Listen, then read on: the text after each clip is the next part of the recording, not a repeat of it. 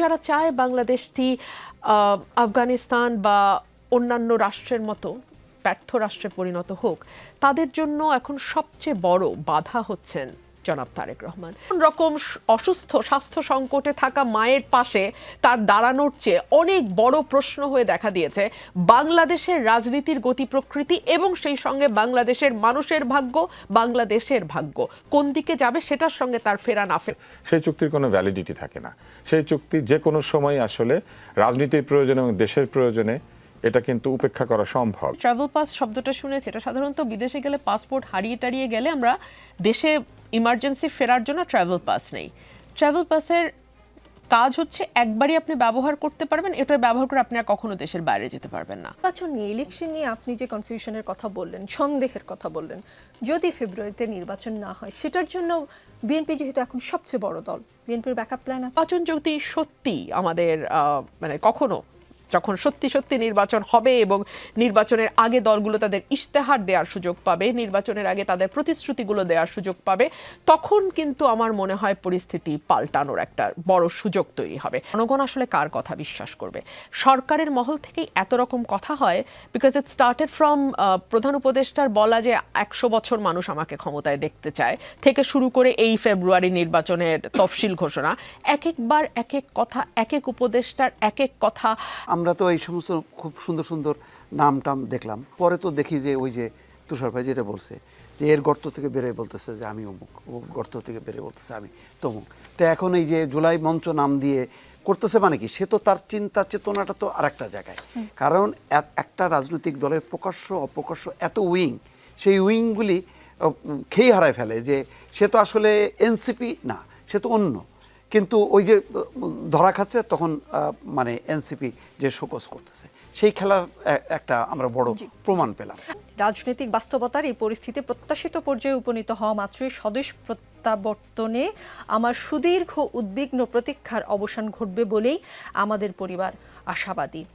রাজনৈতিক পরিস্থিতি কি বিএনপির অনুকূলে নেই? যদি নাই থাকে সেটা কারা নিয়ন্ত্রণ করছে? আপনাকে অসংখ্য ধন্যবাদ। দেখুন, বাংলাদেশের টানেলের অন্ধকারের শেষ লাইটটা যদি আমরা চিন্তা করি, সেটা এই মুহূর্তে বিএনপি এবং বিএনপির নেতৃত্বে থাকা দেশনেত্রী বেগম খালেদা জিয়া এবং তার সন্তান জনাব তারেক রহমান। দেশনেত্রী বেগম খালেদা জিয়ার শারীরিক অবস্থা অত্যন্ত সংকটাপন্ন এবং এটা বারবারই গত 3-4 দিন ধরে এটাই বাংলাদেশের একমাত্র খবরে পরিণত হয়েছে।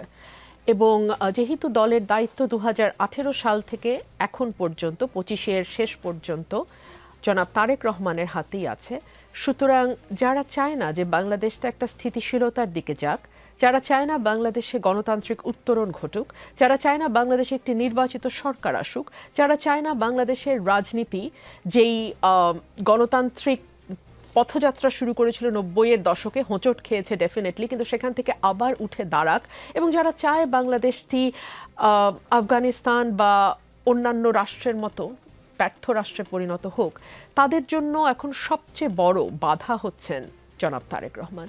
সো জনাব তারেক রহমানের থ্রেটটা কেবলমাত্র যে দেশের ভেতরেই আছে তা নয়, দেশের বাইরেও তার জন্য নানান রকম থ্রেট আছে। আমাদের উপমহাদেশের রাজনীতির দিকে যদি আমরা তাকাই, আমরা দেখব ইন্দিরা গান্ধীকে অ্যাসাসিনেট করা হয়েছে। তার পুত্র রাজীব গান্ধী যখন নির্বাচনের আগে তিনি যখন একটা জনসভায় পথসভায় যাচ্ছিলেন, তাকে বারবার নিষেধ করা সত্ত্বেও তাকে মালা পরাতে বা প্রণাম করতে যেই নারী চাচ্ছিলেন তাকে তিনি আসতে দেন, এবং তার ফলশ্রুতি আমরা দেখেছি তাকে হারাতে হয়েছে ভারতের রাজনীতি থেকে। আমরা দেখেছি বেনজির ভুট্টোর পরিণতি। আমরা যদি বাংলাদেশের দিকে তাকাই, বঙ্গবন্ধু শেখ মুজিবুর রহমান এবং শহীদ প্রেসিডেন্ট জিয়াউর রহমান দুজনের কেউ কিন্তু তাদের রাজনৈতিক জীবন শেষ করতে পারেন নাই, মধ্য অবস্থাতেই তাদেরকে সরিয়ে দেওয়া হয়েছে।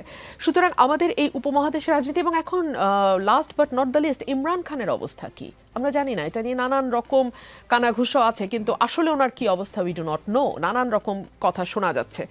সেই জায়গা থেকে আপনি যদি দেখেন, বাংলাদেশের রাজনীতিতে জনাব তারেক রহমান এখন আর কেবলমাত্রই বিএনপির কাণ্ডারি বা কেবলমাত্রই বিএনপির দলের প্রধান হিসেবে যদি আমরা দেখি, আমরা ভুল করব। তিনি বাংলাদেশের প্রগ্রেসিভ পলিটিক্সের, তিনি বাংলাদেশের গণতান্ত্রিক ধারার, এবং তিনি বাংলাদেশে একটা মধ্যপন্থার রাজনীতি আগামীতে টিকতে পারবে কি পারবে না, সেটা অনেকখানি নির্ভর করে তারেক রহমান সুস্থভাবে বাংলাদেশের রাজনীতিটি করতে পারবেন কিনা। সুতরাং তার দেশে ফিরে আসবার প্রশ্নটি কেবলমাত্র তার একক ব্যক্তিগত সিদ্ধান্ত কিংবা তার ভীষণ রকম অসুস্থ স্বাস্থ্য সংকটে থাকা মায়ের পাশে তার দাঁড়ানোর চেয়ে অনেক বড় প্রশ্ন হয়ে দেখা দিয়েছে বাংলাদেশের রাজনীতির গতি প্রকৃতি এবং সেই সঙ্গে বাংলাদেশের মানুষের ভাগ্য, বাংলাদেশের ভাগ্য কোন দিকে যাবে সেটার সঙ্গে তার ফেরা না ফেরার একটা ওতপ্রোত সম্পর্ক আছে। জি, মোস্তফা ফিরোজ, বিবিসির যে রিপোর্টের কথা বলছিলাম সেই রিপোর্ট বলছে সেনা সমর্থিত তত্ত্বাবধায়ক সরকারের সময় শেখ হাসিনা ও খালেদা জিয়াকে রাজনীতি থেকে সরে যেতে বাধ্য করার কথিত উদ্যোগ বাংলাদেশের রাজনৈতিক মহলে -2 ফর্মুলা হিসেবে পরিচিত। সেই রিপোর্টে মহিউদ্দিন আহমদ বলছেন -2 নিয়ে যত কথা বলি না কেন তখন আসলে এজেন্ডা ছিল -4। সেটা ছিল দুই পরিবারের ধারাবাহিক শাসনের বিরুদ্ধে একটা ব্যবস্থা নেওয়া। এর মধ্যে মাইনাস হয়ে গেছে শেখ হাসিনা পরিবার, বাকি অর্ধেকের মধ্যে খালেদা জিয়া অসুস্থতার কারণে নিষ্ক্রিয়, ফলে বাকি থাকলেন তারেক রহমান। তবে তারেক রহমানের দেশে ফেরার অনিশ্চয়তা শেষ পর্যন্ত -4-এ গড়ায় কিনা সেটি সময়েই জানা যাবে। -4-এর আশঙ্কা দেখেন কিনা মোস্তফা ফিরোজ? না, সেই আশঙ্কাটা তো আমি উড়ায়ও দিচ্ছি না, কারণ যে এখান থেকে খবরগুলো আসছে এবং তারেক রহমানের স্টেটমেন্টের মধ্য দিয়ে কিন্তু সেটা কিন্তু পরিষ্কার, তিনি ইঙ্গিতও দিয়েছেন। সেই ইঙ্গিত থেকেই বিশ্লেষণ চলে, যেহেতু সুনির্দিষ্ট তথ্য দেখেন জয়ও কিন্তু আজকে দূরবর্তী অবস্থান থেকেও বলতে পারেননি যে কারা তারা, সেই আন্তর্জাতিক মহল কারা, সেখানে তিনিও কিন্তু বলেননি। তারেক রহমান ইঙ্গিত দিয়েছেন, একই ব্যাপার। তো আমরাও কিন্তু যেটাই বলি না কেন সবই আকারে ইঙ্গিত দিয়ে বলবো। তবে নিশ্চয়ই এই খেলা তো সেই 1-11 থেকেই শুরু হয়েছে, -2 ফর্মুলা, -2-র সাথে -4, মানে মোট কথা দুটি প্রধান রাজনৈতিক দলকে কেন্দ্র করেই এই ফর্মুলাগুলো আবর্তিত হচ্ছে।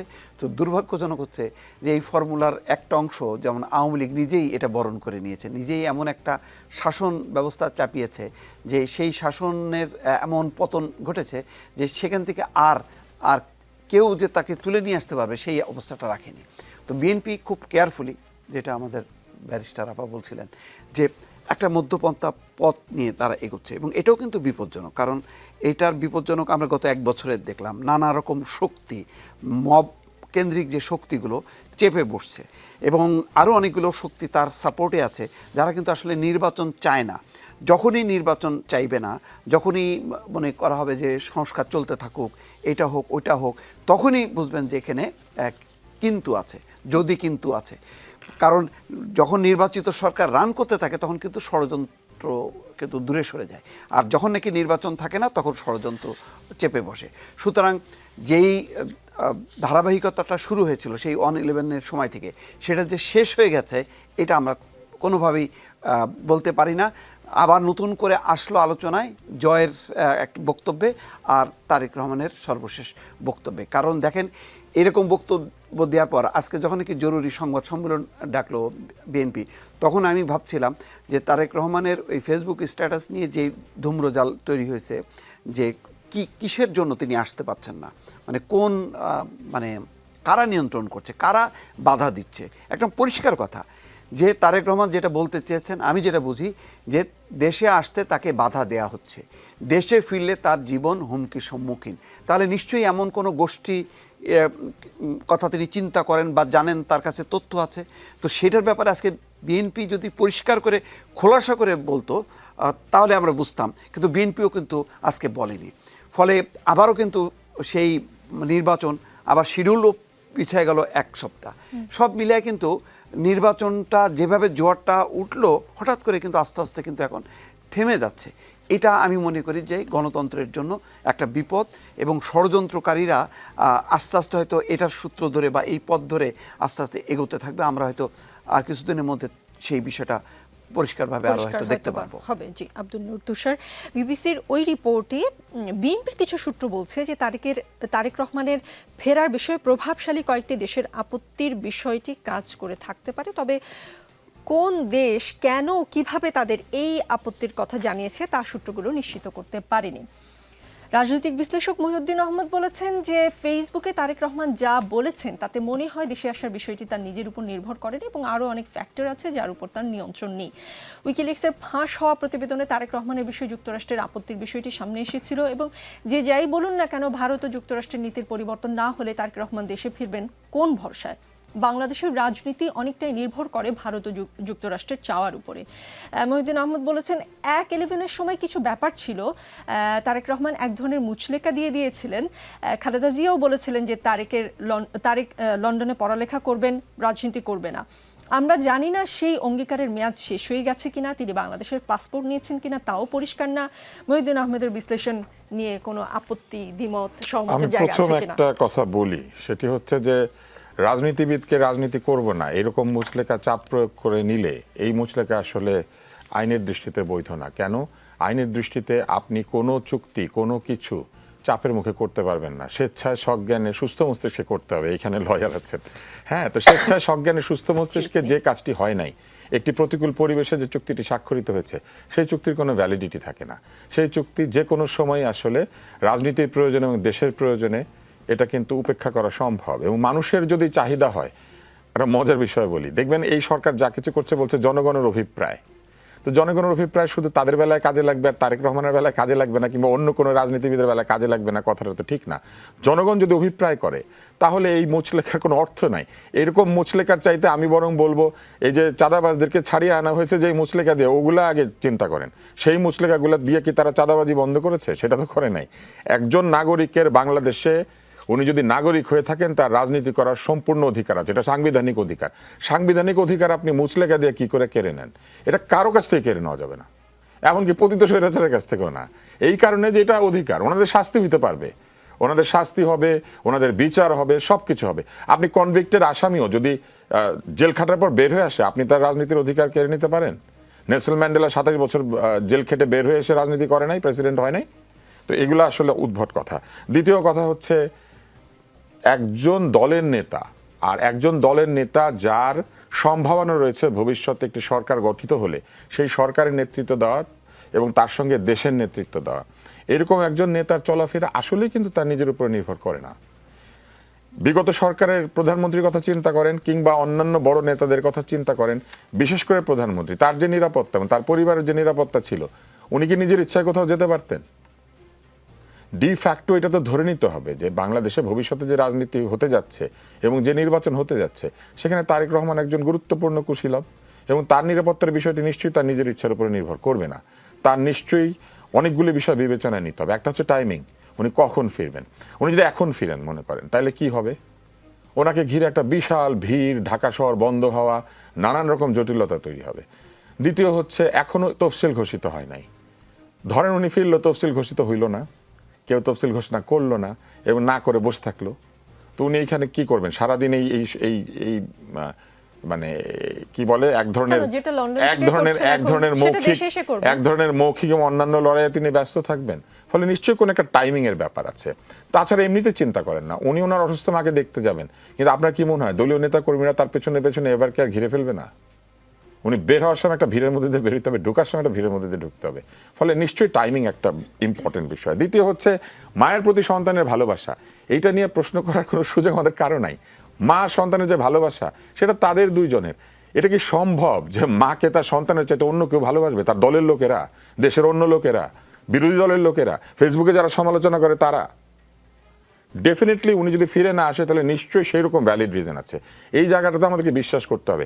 তার উপরে দেশের দায়িত্ব দিয়ে দিতে লোকজন আস্থা রাখতে পারছে, তাকে ভবিষ্যতে নেতা হিসেবে বলতে পারছে, আর উনি বলেছেন ভ্যালিড রিজন আছে, তারপরে তাকে খোঁচাতে হবে যে না আপনি বলেন কি রিজন, বলতে হবে। নিশ্চয়ই সেটা প্রকাশ করার ক্ষেত্রেও তার কিছু রাজনৈতিক সিদ্ধান্ত রয়েছে, তিনি কতটুকু বলবেন এবং বলবেন না। দ্বিতীয় হচ্ছে পরিবেশ। আসলেই কি এই মুহূর্তে বাংলাদেশে যতক্ষণ পর্যন্ত নির্বাচনের তফসিল ঘোষিত না হচ্ছে ততক্ষণ পর্যন্ত প্রকৃত অর্থেই আমরা গণতন্ত্রের পথে নিশ্চিতভাবে যাত্রা শুরু করেছি, এটা বলতে পারবো? ফলে তফসিল ঘোষণা তো খুবই ইম্পর্টেন্ট একটা বিষয়। তৃতীয়, আমি যেটা বললাম নিরাপত্তার বিষয়ে কিন্তু তার দল এবং তার যারা ঘনিষ্ঠ ব্যক্তি তারা কিন্তু অনেক দিন থেকে ব্যবস্থা নিচ্ছেন। ফলে সব যন্ত্রপাতি, সব ইকুইপমেন্ট, সব কিছু এসে পৌঁছেছে কিনা, যারা তার নিরাপত্তা দিবেন তারা পরিপূর্ণভাবে প্রস্তুত হয়েছেন কিনা, আমরা তো সেটা জানি না। আপনি যদি আমাকে চিন্তা করেন, আমি একজন রাজনৈতিক বিশ্লেষক হিসেবে, তা আমি তো জানি না, তাহলে আমি কিভাবে মন্তব্য করি? আর চতুর্থ হচ্ছে যৌক্তিকতা। উনি যদি মনে করেন যে এই মুহূর্তে বেগম খালেদা জিয়া এয়ার অ্যাম্বুলেন্সে করে লন্ডন যাবেন, তো উনি 2 দিনের জন্য আসবেন বা 3 দিনের জন্য আসবেন, তাকে নিয়ে আবার এয়ার অ্যাম্বুলেন্সে লন্ডন যাওয়ার জন্য বা অন্য কোনো দেশে যাওয়ার জন্য? বরং এটাই কি ঠিক না যে উনি ওইখানে থেকে ব্যবস্থা করবেন আর এইখান থেকে এয়ার অ্যাম্বুলেন্সে করে তিনি যাবেন? ফলে আমি তো মনে করি যৌক্তিক সিদ্ধান্ত এটা যে যদি তাকে বিদেশেই নিতে হয় তাহলে তার এখন বিদেশে থাকাই উচিত। আর তারপরে আসেন, একজন নেতাকে তো সবসময় তার মায়ের চাইতে, তার সন্তানের চাইতে, তার অন্যান্য সকল আত্মীয়র চাইতে দল এবং দেশকে বেশি গুরুত্ব দিতে হবে। ফলে এই সিদ্ধান্তের পেছনে যদি তার দলের মঙ্গল থাকে এবং দেশের মঙ্গল থাকে, তাহলে আমরা কি তাকে বাধ্য করতে পারি যে আপনি আসেন, আমাদের মতে কান্নাকাটি করেন এবং আমাদের মতোই আপনি আচরণ করেন? নিশ্চয়ই ওই লেভেলের একজন লোকের আচরণ আমার রুমিন ফারহানার কিংবা মুস্তাফিজ দীপুর মতো হবে না। কারণ আমরা তো ওই জায়গাটাই চিনি না, আমরা দেখি নাই ওই জায়গাটা, আমরা ওই জায়গাতে পৌঁছাই নাই, আমরা যে জায়গাটা জানি না যে কেন এই সিদ্ধান্তগুলি নিতে হয়। তাহলে আমি তো মনে করি যে তিনি নিশ্চয়ই হয়তো দল এবং দেশের কথা বিবেচনায় নিয়েছেন, নিশ্চয়ই এখানে গুরুত্বপূর্ণ কোনো বিষয় আছে। একটা জায়গায় শুধু সবাই প্রশ্ন করতে পারে, ওনাকে এত জিজ্ঞাসা করছি উনি কেন বলে না? উনি বলে না, কিন্তু উনি বলবে না এই কথা তো বলে নাই, তাই না? এখন আপনি কেন আপনার মাকে দেখতে আসছেন না? এখন আপনি আমাদেরকে ব্যাখ্যা করবেন, এই বিষয়ে একটা নাতি দীর্ঘ বক্তৃতা দিবেন, একটা থিসিস লেখা হয়ে যাবে। আমরা এটা চিন্তা না করে বরং আমাদের চিন্তা করা উচিত অতি দ্রুত যাতে আমরা নির্বাচনের দিকে যেতে পারি। কেননা এই মুহূর্তে যে অবস্থাটি বিরাজ করছে তাতে বেগম জিয়ার অসুস্থতাকে কাজে লাগিয়ে নির্বাচন পিছিয়ে দেওয়ার একটা চেষ্টা চলতে পারে। কিন্তু বেগম জিয়ার প্রতি এবং গণতন্ত্রের প্রতি সম্মান যদি জানাতে হয়, এবং যার জন্য তিনি এতদিন ধরে আন্দোলন করেছেন, জেল জুলুম সহ্য করেছেন, আজকে তার স্বাস্থ্যের যে অবস্থা, এটাও কিন্তু একই কারণ। ফলে গণতন্ত্র আনাটাই হচ্ছে তার প্রতি সবচেয়ে বড় শ্রদ্ধা এবং সম্মান দেখানোর বিষয়। এবং সেই ক্ষেত্রে আমি মনে করি উনি দেখুক যে বাংলাদেশের নির্বাচনের দিকে আমরা অগ্রসর হয়েছি। আর সবাই তাকে ধরে নিচ্ছেন কি জানেন? সবাই ধরে নিচ্ছেন উনি হাসপাতাল থেকে ফিরবেন না। ব্যাপারটা সেটা নাও হতে পারে। এবং সেক্ষেত্রে আপনি চিন্তা করেন, 2 দিক থেকে আমি মনে করি যে এটা বিএনপির জন্য ভালো। কেন ভালো? একটা হচ্ছে উনি অসুস্থতা থেকে ফিরে আসা মানে আবার তার সেই ফাইটিং স্পিরিট প্রমাণ করা, এবং তিনি ফিরে এসে কিন্তু 3টা সংসদ আসনে তার নমিনেশন হবে বলে আমরা জেনেছি। আর যদি কোনো দুঃখজনক ঘটনা ঘটে, আপনার কি মনে হয়?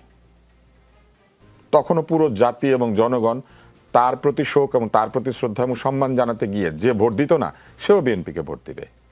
তার মানে আপনি বলছেন যে কোনো দুটোর ঘটনা ঘটতে হ্যাঁ, আমি খুবই অবাক হই যে উনি খুবই ভাগ্যবতী। আসলে কেন ভাগ্যবতী জানেন? প্রতিটা মুহূর্তে যা কিছু ঘটে তার একটা বিরাট অংশ তার পক্ষে যায়, এবং এই পক্ষে যাওয়া হয়তো তার কাজেরই ফলাফল। তিনি যেহেতু এতদিন ধরে এই সংগ্রামটা করেছেন, সেই সংগ্রামের কারণেই হয়তো বিষয়গুলি তার পক্ষে যায়। আব্দুল নূর তুষার, আসছি ব্যারিস্টার রুমিন ফারহানা। কিন্তু আসলে কথাগুলো কি ঠিক মিলল কিনা? পররাষ্ট্র উপদেষ্টা তৌহিদ হোসেন আজকেই বলেছেন আজ পর্যন্ত দেশে ফেরার ব্যাপারে লন্ডনে বাংলাদেশ হাই কমিশন বা পররাষ্ট্র মন্ত্রণালয়কে কিছু জানাননি বিএনপির ভারপ্রাপ্ত চেয়ারম্যান তারেক রহমান দেশে আসতে চাইলে একদিনের মধ্যে ট্রাভেল পাস ইস্যু করবে সরকার। যতদূর জানি মেয়াদসহ পাসপোর্ট না থাকলে আসলে ট্রাভেল পাস ইস্যু করার একটা বিষয় আসে। তো পররাষ্ট্র উপদেষ্টার এই তথ্যগুলো তারেক রহমানের ফেরার বিষয়টা আরো ঘোলা হয়ে গেল কিনা? কারণ তিনি তো আবেদনই করেননি আসলে। দেখুন, জনাব তারেক রহমান যদি বাংলাদেশে ফেরেন, বা যে কোনো নাগরিক, তার নিরাপত্তার বা যে কোনো নাগরিকের নিরাপত্তার প্রাথমিক এবং প্রধান দায়িত্ব সরকারের। সুতরাং আজকে যদি জনাব তারেক রহমান কিছুটা হলেও মনে করেন তার নিরাপত্তার ব্যাপারে ঘাটতি আছে, তিনি অনিরাপদ বোধ করেন, সেটা যে কোনো কারণেই করুক না কেন, এর প্রাথমিক দায় সরকারকে নিতে হবে। 2 হলো খুবই যথার্থ। আমি যখনই ট্রাভেল পাস শব্দটা শুনেছি, এটা সাধারণত বিদেশে গেলে পাসপোর্ট হারিয়ে টারিয়ে গেলে আমরা দেশে ইমার্জেন্সি ফেরার জন্য ট্রাভেল পাস নেই। ট্রাভেল পাসের কাজ হচ্ছে একবারই আপনি ব্যবহার করতে পারবেন, এটা ব্যবহার করে আপনি আর কখনো দেশের বাইরে যেতে পারবেন না।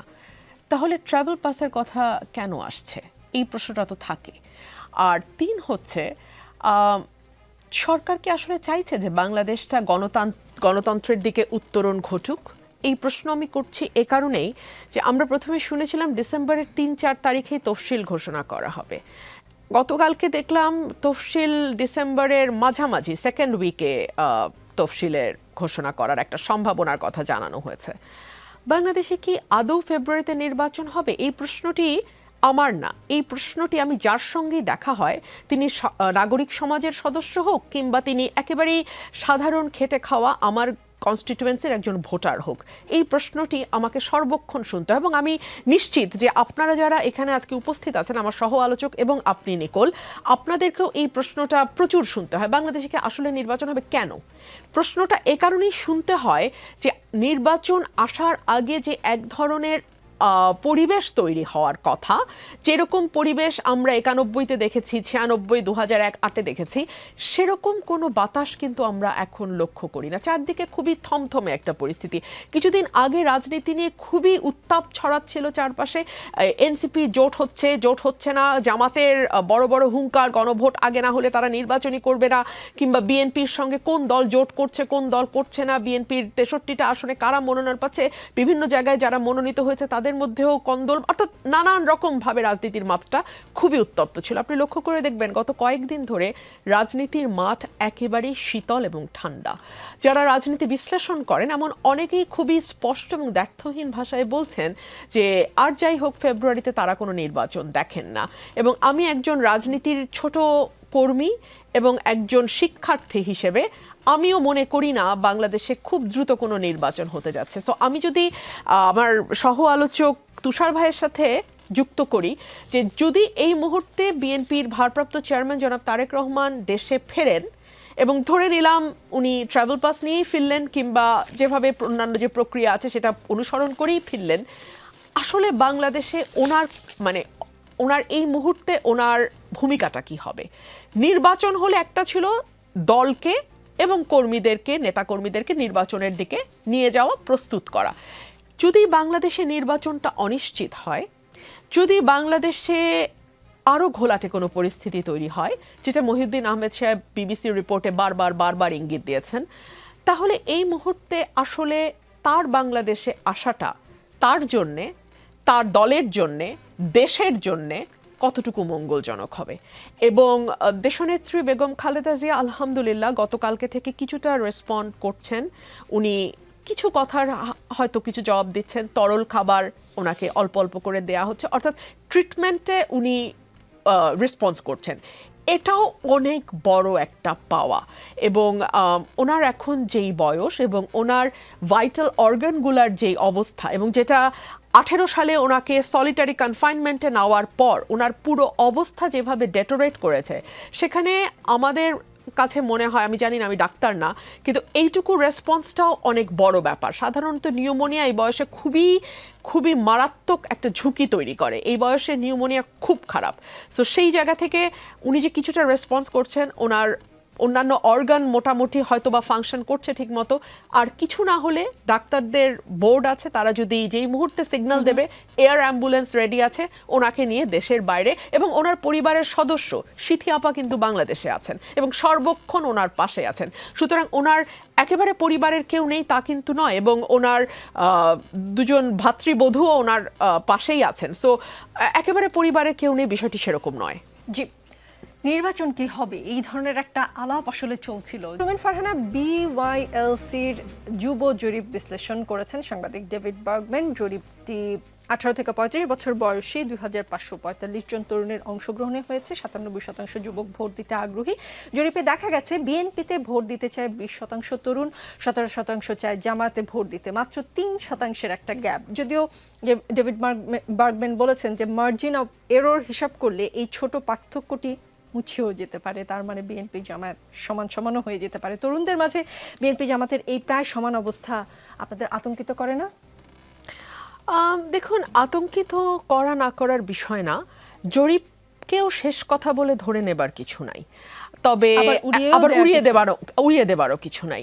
এটা নিয়ে যদি আমরা সাবধান হই, নির্বাচনে ফোকাসড হই, এবং তরুণরা কি চাইছে তাদের চাওয়াটা, এবং প্রত্যেকটা এইজ গ্রুপের, প্রত্যেকটা সামাজিক অর্থনৈতিক অবস্থানের মানুষের চাওয়া কিন্তু ভিন্ন ভিন্ন। সুতরাং শিক্ষিত তরুণরা কি চাইছে, হাইলি এডুকেটেড তরুণরা কি চাইছে, সাধারণ শিক্ষায় পাশ করা তরুণরা কি চাইছে, কিংবা যারা হয়তো সেভাবে শিক্ষার সুযোগ পায়নি তারা কি চাইছে, এগুলোকে মাথায় রেখে যখন আমরা আসলে নির্বাচনে আমরা কি করব বা কি দিব, কি ডেলিভার করব যদি আমরা ক্ষমতায় যাই, সেটা বলার কোনো সুযোগই তো পাচ্ছি না।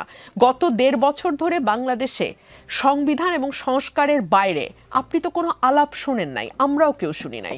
সো এই জায়গাটায় আমি মনে করি যে তরুণ প্রজন্মকে অ্যাট্রাক্ট করবার জন্য নির্বাচনে ইশতেহারে কি থাকবে সেটাও খুব গুরুত্বপূর্ণ। আর মানুষ কিন্তু ভোটের দিন পর্যন্ত একেবারে রিজার্ভ ভোট যারা তারা বাদ দিয়ে মানুষের কিন্তু মন বদলায়। মানুষ কিন্তু চিন্তা করে ঠিক আছে আগে ভেবেছিল হয়তো এই দলকে দেবে, পরে তারা চিন্তা করে না ওই দলকে আমরা দেব। এবং এই সুইং ভোটারের সংখ্যাই কিন্তু সবচেয়ে বড় অংশ সুইং ভোটাররা। সো সেটাও মাথায় রেখে নির্বাচন যদি সত্যি আমাদের মানে কখনো যখন সত্যি সত্যি নির্বাচন হবে এবং নির্বাচনের আগে দলগুলো তাদের ইশতেহার দেওয়ার সুযোগ পাবে, নির্বাচনের আগে তাদের প্রতিশ্রুতিগুলো দেওয়ার সুযোগ পাবে, তখন কিন্তু আমার মনে হয় পরিস্থিতি পাল্টানোর একটা বড় সুযোগ তৈরি হবে। আর তাছাড়া জরিপটি কাদের উপরে করা হয়েছে, কোন জেলার মানুষের উপরে করা হয়েছে, কোন শ্রেণী পেশার মানুষের উপরে করা হয়েছে, এই সকল কিছুর একটা এফেক্ট থাকে। টার্গেট করেছে তারা, কিছু কিছু স্যাম্পল নিয়েছে সবগুলো বিভাগ থেকেই, এটার একটা এফেক্ট থাকে। এবং দেখুন এই জরিপে কিন্তু এটাও বলা হয়েছে যে এখনো 9% ভোট আওয়ামী লীগের আছে এবং বলা হচ্ছে যে একটা বড় অংশ 30 বা সামথিং শতাংশের মানুষ তাদের এখনো কোন দলকে তারা ভোট দেবে এটা তারা বলতে চাইছে না। তো ধরে নেওয়া হচ্ছে সেখান থেকে যদি আরো 10% যুক্ত হয় আওয়ামী লীগের ভোটের সঙ্গে সেটা 19% হয়ে যাবে। সুতরাং নেক টু নেক বিএনপি, জামাত এবং আওয়ামী লীগ এই 3টা দলের মধ্যে একটা নেক টু নেক ফাইটের ইঙ্গিত এই রিপোর্টটার মধ্যে আছে। এই রিপোর্টটা বেশ কয়েকদিন আগে প্রকাশিত হয়েছে কিন্তু সেটা নিয়ে খুব একটা আলোচনার সুযোগ হয়নি। স্যার, সম্প্রতি সামাজিক যোগাযোগ মাধ্যমে এক স্ট্যাটাসে প্রধান উপদেষ্টা প্রেস সচিব লিখলেন যে তিনি মোটামুটি নিশ্চিত যে ভারত আসাদুজ্জামান খানকে শিগগিরই বাংলাদেশে প্রত্যর্পণ করবে। আজ পররাষ্ট্র উপদেষ্টা বললেন যে ভারতে পালিয়ে থাকা মানবতা বিরোধী অপরাধের মামলায় মৃত্যুদণ্ডপ্রাপ্ত সাবেক স্বরাষ্ট্রমন্ত্রী আসাদুজ্জামান খানকে প্রথমে প্রত্যর্পণ করা হবে। এই ধরনের কোনো তথ্য তার কাছে নেই। বাংলার জনগণ আসলে কার কথা বিশ্বাস করবে? নিশ্চয়ই পররাষ্ট্র উপদেষ্টার কথা বিশ্বাস করবে, কেননা পত্র তিনি লিখেছেন, পররাষ্ট্র সম্পর্কের বিষয়ে তিনি সবচেয়ে ভালো জানেন এবং বাংলাদেশ এবং ভারতের মধ্যে সম্পর্কের টানাপোড়েনি বলেন আর সম্পর্কের স্থিতিশীলতাই বলেন, এটি আমাদের পররাষ্ট্র মন্ত্রণালয় মূলত এটার তদারকি করে থাকে। ফলে আমি পররাষ্ট্র উপদেষ্টার কথাই বিশ্বাস করব।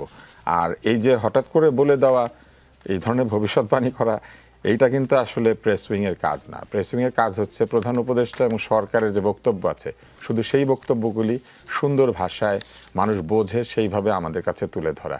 ব্যক্তিগত মতামত যদি দেয় কেউ তাহলে তো এটা হবেই। আমরা এর আগে দেখেছিলাম ভারতের সঙ্গে নাকি অনেক চুক্তি বাতিল করা হয়েছে, উপদেষ্টা বললেন যে না সেরকম কিছু হয় নাই।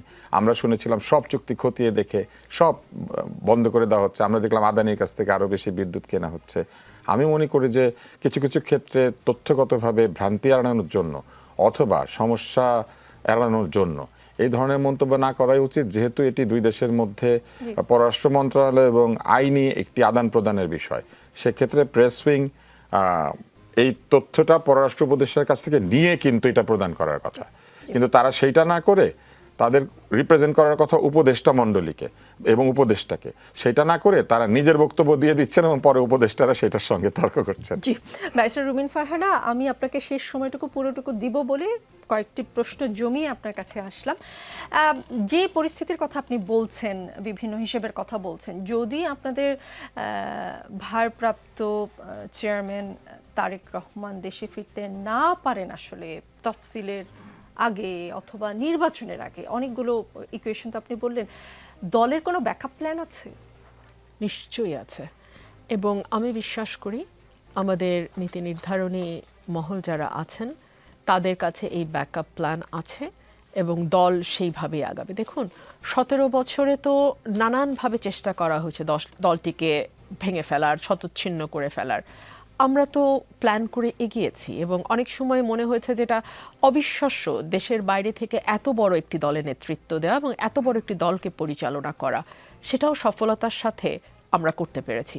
সো এখন যেটুকু বাধা আছে আমার মনে হয় না সেটা খুব বড় হয়ে সামনে আসবে। নির্বাচন নিয়ে, ইলেকশন নিয়ে আপনি যে কনফিউশনের কথা বললেন, সন্দেহের কথা বললেন, যদি ফেব্রুয়ারিতে নির্বাচন না হয় সেটার জন্য বিএনপি যেহেতু এখন সবচেয়ে বড় দল, বিএনপির ব্যাকআপ প্ল্যান আছে?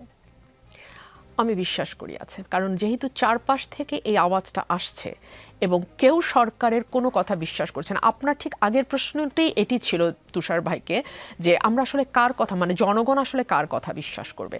সরকারের মহল থেকেই এত রকম কথা হয়, বিকজ ইট স্টার্টেড ফ্রম প্রধান উপদেষ্টার বলা যে 100 বছর মানুষ আমাকে ক্ষমতায় দেখতে চায় থেকে শুরু করে এই ফেব্রুয়ারি নির্বাচনের তফসিল ঘোষণা, এক একবার এক এক কথা, এক এক উপদেষ্টার এক এক কথা, মানুষ তো কনফিউজড বটেই। তো যতক্ষণ পর্যন্ত না আসলে ঘটনাটি ঘটে যাচ্ছে তার আগ মুহূর্ত পর্যন্ত আমাদের বলার কোনো উপায় নাই যে ঘটনাটি আসলে অমুক সময় ঘটতে যাচ্ছে। জি, এই নভেম্বর 2025-এ এসে বিএনপির কি মনে হয় সবচেয়ে বড় দল হিসেবে বিএনপি যদি নির্বাচনটা 5ই আগস্টের পরপরই মানে 3 মাসের মধ্যে আদায় করে নিতে পারতো, তখন বলটা আসলে বিএনপির কোর্টেই থাকতো? এখন আর বল আপনাদের কোর্টে নেই ব্যারিস্টার রুমিন ফারহানা? আপনার মনে আছে যখন 5ই আগস্টের পর প্রথম জনসমাবেশ করলো বিএনপি, সেখান থেকে কিন্তু বিএনপি বলেছিল 3 মাসের মধ্যে একটি নির্বাচন দিতে হবে, এবং তখন যেভাবে বিরোধিতার মুখে বিএনপিকে দল হিসেবে পড়তে হয়েছে, as if BNP July spirit তো ধারণ করেই না, জুলাই নস্যাৎ করবার জন্য এবং ক্ষমতায় যাবার জন্য বিএনপি উদ্গ্রীব হয়ে আছে। মুশকিলটা কি জানেন, আমরা পলিটিশিয়ানরা হয়তো যেটা ফোরসি করতে পারি সেটা সাধারণ মানুষের, কারণ তারা তো পলিটিক্সের ফিল্ডে নাই, ফিল্ডে না থাকলে তো স্বাভাবিকভাবেই আপনার পক্ষে 24 ঘন্টা একটা মানুষ যেটা চর্চা করছে সেই বিষয়টি যতটা ভালোভাবে উপলব্ধি করবে, যে মানুষটি হয়তো সেই বিষয়ের মধ্যেই নাই, তার অন্য কোনো পেশা আছে, অন্য কোনো জীবিকা আছে, তার পক্ষে তো সেটা বোঝা মুশকিল। সো তখন কিন্তু বিএনপিকে ভীষণ রকম সমালোচনার মুখে পড়তে হয়েছিল। জি, বেগম খালেদা জিয়ার সাথে আপনার বেশ কিছু ইমোশনাল মোমেন্ট আছে, আপনি দু একবার বলেছেন, একটি দুটি যদি আমাদের দর্শকদের সাথে শেয়ার করতেন। যখন আমাকে সংসদে সংরক্ষিত মহিলা আসনে এমপি নির্বাচিত করা হয়, তারপরে আমরা 7 জন সংসদ সদস্য সুযোগ পাই ওনার সঙ্গে দেখা করবার। আমরা দুটো টিমে ভাগ হয়ে ওনার সঙ্গে দেখা করি। আমি যেদিন দেখা করতে যাই,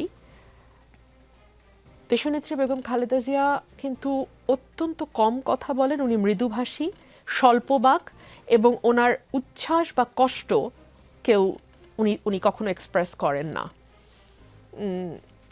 সেদিন আমি বলেছিলাম যে ম্যাডাম, আপনার দল করে আমরা সবাই এখন বড় বড় গাড়িতে করে আপনাকে দেখতে আসি, আপনি আছেন পিজির এই ছোট্ট ঘর, এবং সেই ঘরটার মধ্যে ফাতেমা ছাড়াও গোয়েন্দা সংস্থার 2 জন বা 3 জন মহিলা সেখানে ছিলেন। সো আমাকেও কথা বলতে হচ্ছিল, ওনার কানের কাছে মুখ নিয়ে উনিও কথা বলছিলেন। উনি এমনিতেই খুব ধীরে এবং নিচু স্বরে কথা বলেন, উনি আরও নিচু স্বরে কথা বলছিলেন, ছোট্ট একটা ঘর। তো তখন ওনার চোখে পানি, এবং আমিও কাঁদছিলাম, উনিও কাঁদছিলেন। আমাদের সময় শেষ হয়ে আসছিল এবং বারবার আমাদেরকে তাড়া দেয়া হচ্ছিল। উনি আমাকে যাবার আগে একটা কথা বলেন যে তুমি এত ভালো লেখো, এটা তো জানতাম না। আমি অবাক হয়ে সেদিন বুঝলাম যে আমি যে কলাম লিখতাম রেগুলার, প্রথম আলো, যুগান্তর, মানব জমিনে, উনি পড়তেন, ওনার কাছে যুগান্তরটা যেত, সেজন্য উনি যুগান্তরে আমার কলাম দেখেছেন। উনি বলেছেন তুমি বলো, কিন্তু তুমি যে লেখো এত ভালো, এটা তো আমি জানতাম না। ওনার ওখান থেকে বেরিয়ে এসে আমি কেবিন নাম্বার 612 একটা আর্টিকেল লিখেছিলাম যুগান্তরে। আমি জানি না উনি এটা পড়েছেন কিনা, পড়ার সুযোগ হয়েছে কিনা। ওনার ঘরে কোনো টিভি দেয়া হয়নি, ওনাকে শুধু একটাই পত্রিকা দেয়া হতো, সম্ভবত যুগান্তর। এর বাইরে ওনার মানে বাইরের পৃথিবীর সঙ্গে কিংবা রাজনীতি কোন দিকে যাচ্ছে সেই সময়টা উনি কিছুই কোনো কিছুর মধ্যে উনি ছিলেন। এবং তখনই আমি লক্ষ্য করি, কারণ আলিয়া মাদ্রাসা এবং জেলখানার ভেতরে সলিটারি কনফাইনমেন্টে যখন ওনাকে পুরনো ঢাকার কারাগারে নেওয়া হলো, তখনও কিন্তু ওনার হাত এভাবে ফুলে যায়নি, বা ওনার ওনার ওনার মানে ওনার ফিজিক্যাল মুভমেন্টটা এরকম ছিল না। আমি বারবার বলেছি যে মানুষটি গাড়িতে হেঁটে উঠে উনি কারাগারে গেছেন, সেই মানুষটি কেন হুইল চেয়ার্ড হয়ে গেল। এবং যখন পিজিতে আমি ওনাকে দেখতে গেলাম, উনি তখন আরও অনেক ফ্র্যাজাইল হয়ে গেছেন, আরও অনেক ভঙ্গুর, ওনার হাত নাড়াতে পারছেন। আমি হাতটা ধরতে গেলাম, উনি বললেন না, ব্যথা, মানে তখনই উনি হাতে ওনার তীব্র ব্যথা ছিল। সো এই তো।